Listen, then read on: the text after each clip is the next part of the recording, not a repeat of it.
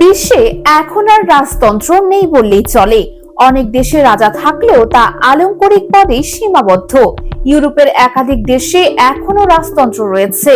খুব বেশি নির্বাহী ক্ষমতা না থাকলেও তাদের মধ্যে কেউ কেউ অনেক ধনী। আর ইউরোপের শীর্ষ রাজ সদস্য যুক্তরাজ্য কিংবা স্পেনের রাজ্য নন, বরং অন্য একটি দেশের।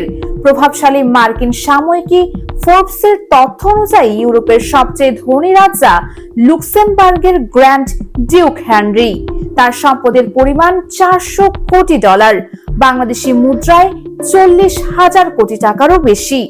আকারে লুক্সেমবার্গ ইউরোপের সপ্তম ক্ষুদ্রতম দেশ, তবে সম্পদে ব্রিটিশ রাজা চার্লসের চেয়েও বিত্তশালী এখানকার গ্র্যান্ড ডিউক হেনরি। 59 বছর বয়সী এই রাজার পরিবার বছরে মাত্র $1,10,00,000 খাজনা পান।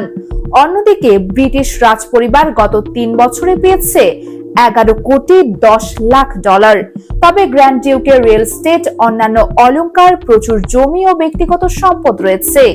লুক্সেমবার্গকে একটি পূর্ণ গণতন্ত্র হিসেবে বর্ণনা করা হয়, যেখানে একজন সাংবিধানিক রাজার নেতৃত্বে সংসদীয় গণতন্ত্র রয়েছে। নির্বাহী ক্ষমতা গ্র্যান্ড ডিউক এবং মন্ত্রিসভা দ্বারা প্রয়োগ করা হয়, যা অন্যান্য মন্ত্রীদের নিয়ে গঠিত। 7 অক্টোবর 2007 থেকে দেশটির রাষ্ট্রপ্রধান হিসেবে দায়িত্ব পালন করছেন Henry.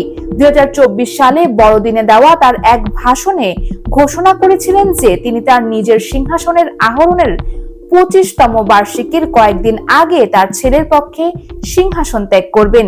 US Bengal news desk.